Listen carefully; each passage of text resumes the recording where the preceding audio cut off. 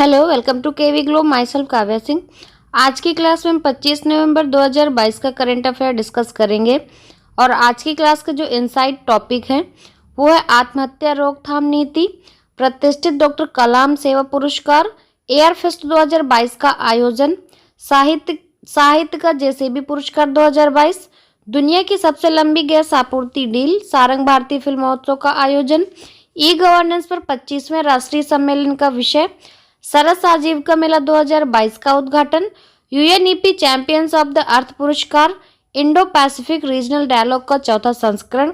इन सारे टॉपिक से रिलेटेड जितने भी इंपॉर्टेंट क्वेश्चंस बनते हैं एग्जाम से रिलेटेड सारे कवर किए गए हैं। ध्यान से पूरी क्लास देखिएगा बिना स्किप किए हुए और क्लास को शेयर जरूर कर दिया करिए आप लोग। क्लास स्टार्ट करने से पहले आपके लिए एक क्वेश्चन है जिसका आंसर आप लोगों को कमेंट बॉक्स में कमेंट करके देना है। क्वेश्चन है, प्रकाश संश्लेषण में पौधों द्वारा निम्न में से कौन सी गैस उपयोग की जाती है? तो इसका सही आंसर आप लोग कमेंट बॉक्स में कमेंट करके बताइए। क्लास के एंड में इस क्वेश्चन को हम लोग डिटेल में डिस्कस करेंगे। स्टार्ट करते हैं आज की क्लास। पहला क्वेश्चन है, इंडो पैसिफिक रीजनल डायलॉग का चौथा संस्करण हाल ही में कहाँ शुरू हुआ है? तो इसका सही आंसर है option A, New Delhi. Indo Pacific regional dialogue का जो चौथा संस्करण है नई दिल्ली में शुरू हुआ है। हिंद प्रशांत क्षेत्रीय संवाद के चौथे संस्करण की शुरुआत है ये संवाद 25 नवंबर तक दिल्ली में चलेगा। ये भारतीय नौसेना के एक शीर्ष स्तरीय अंतर्राष्ट्रीय वार्षिक सम्मेलन है और सामरिक स्तर पर नौसेना की भागीदारी की प्रमुख अभिव्यक्ति को यह दर्शाता है। इस दौरान नौसेना प्रमुख एडमिरल आर हरि कुमार ने कहा है कि भारत को भूगोल द्वारा हिंद प्रशांत में एक सुविधाजनक स्थान प्राप्त हुआ है और भारत इस क्षेत्र के समग्र विकास और समृद्धि में एक सक्रिय योगदान करता रहा है। नेक्स्ट क्वेश्चन है, हाल ही में भारतीय वायुसेना ने एयर फेस्ट 2022 का आयोजन कहाँ किया है? तो इसका सही आंसर है ऑप्शन डी, नागालैंड। भारतीय वायुसेना ने एयर फेस्ट 2022 का आयोजन किया है, ये नागालैंड में किया गया है। आज़ादी का अमृत महोत्सव के एक भाग के रूप में ये किया जा रहा है। इस एयर फेस्ट का जो उद्देश्य है भारतीय वायुसेना की विभिन्न पहलुओं को प्रदर्शित करना और नागपुर के युवाओं को एक रोमांचक करियर के लिए भारतीय वायुसेना को चुनने के लिए प्रेरित करना भी है। इसकी स्थापना 8 अक्टूबर 1932 को हुई थी। ये केंद्रीय रक्षा मंत्रालय के अंतर्गत आता है। भारत का राष्ट्रपति वायुसेना का सर्वोच्च कमांडर होता है। क्लास अच्छी लग रही हो तो क्लास को ज़्यादा से ज़्यादा शेयर करते जाइए आप लोग। नेक्स्ट क्वेश्चन है, कतर ने हाल ही में किस देश के साथ दुनिया की सबसे लंबी गैस आपूर्ति डील पर हस्ताक्षर किए हैं? तो ये जो गैस आपूर्ति डील हुई है ये दुनिया की सबसे लंबी गैस आपूर्ति डील हुई है और ये कतर ने की है। किस देश के साथ की है? तो चीन के साथ की है। इसका सही आंसर हो जाएगा ऑप्शन सी, चीन।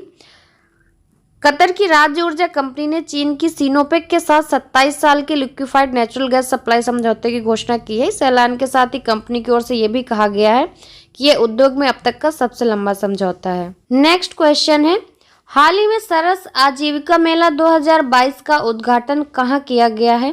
तो इसका सही आंसर है ऑप्शन है, नई दिल्ली।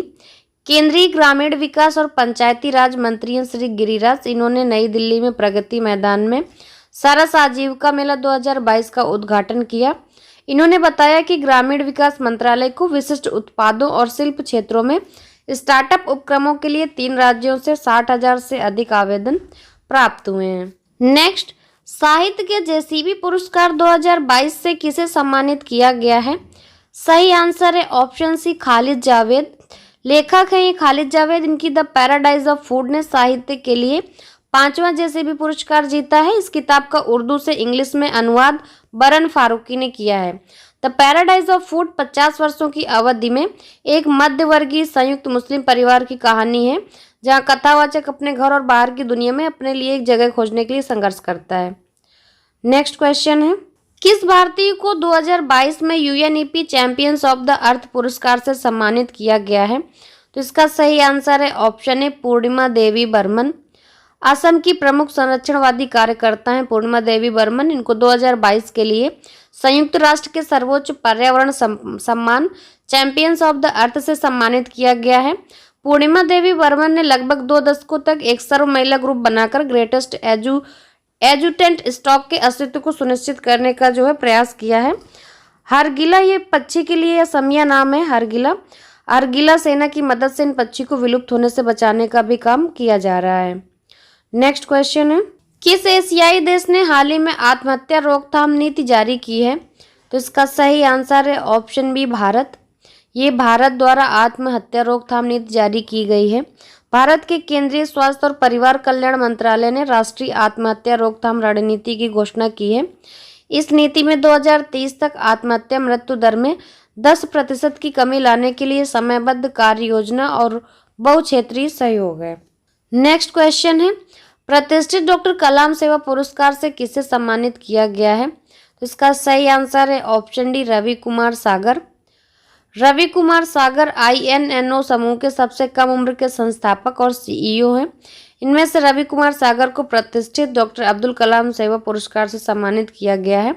ये पुरस्कार उन्हें समाज के लिए उनकी लगातार सेवा के लिए प्रदान किया गया है और वो भारत के सबसे कम उम्र के उद्यमियों में से भी एक हैं। ये पुरस्कार प्रतिवर्ष वंदे भारत फाउंडेशन और लीड इंडिया फाउंडेशन द्वारा प्रदान किया जाता है।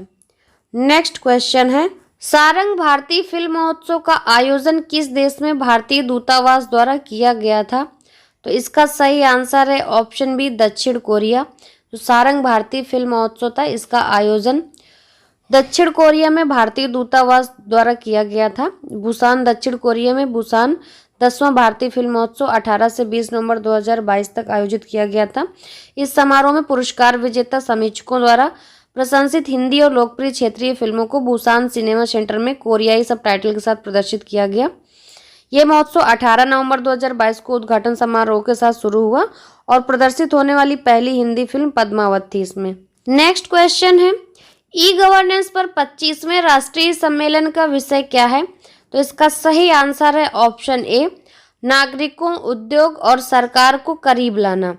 ई गवर्नेंस पर 25वां राष्ट्रीय सम्मेलन 26 से 27 नवंबर 2022 को कटरा, जम्मू कश्मीर में आयोजित किया जाएगा। ये 2 दिवसीय सम्मेलन है। इसका विषय नागरिकों, उद्योग और सरकार को करीब लाना है। ई गवर्नेंस के लिए राष्ट्रीय पुरस्कार भी 5 श्रेणियों के अंतर्गत प्रदान किए जाएंगे।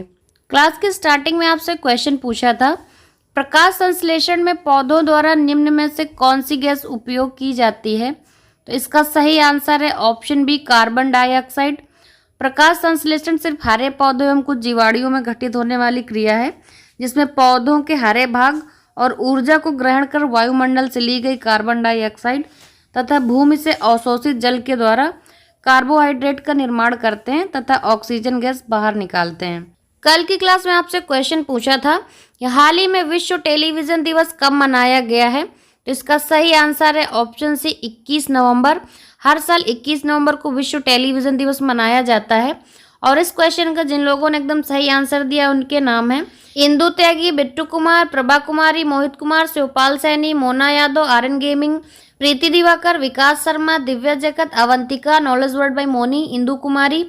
इन सब लोगों ने इस क्वेश्चन का एकदम सही आंसर दिया है। और आज का क्वेश्चन है आपके लिए, किसे हाल ही में सुमित्रा चरित राम पुरस्कार से सम्मानित किया गया है? तो इसका सही आंसर आप लोग कमेंट बॉक्स में कमेंट करके ज़रूर बताइए। और क्लास से रिलेटेड अगर कोई सजेशंस हैं आपके हमारे लिए तो प्लीज़ वो भी कमेंट बॉक्स में कमेंट करके ज़रूर बताया करिए। और चैनल को लाइक शेयर करना बिल्कुल भी मत भूलिएगा। चैनल को सब्सक्राइब करके बेल आइकन दबाना भी मत भूलिएगा। And thanks for watching.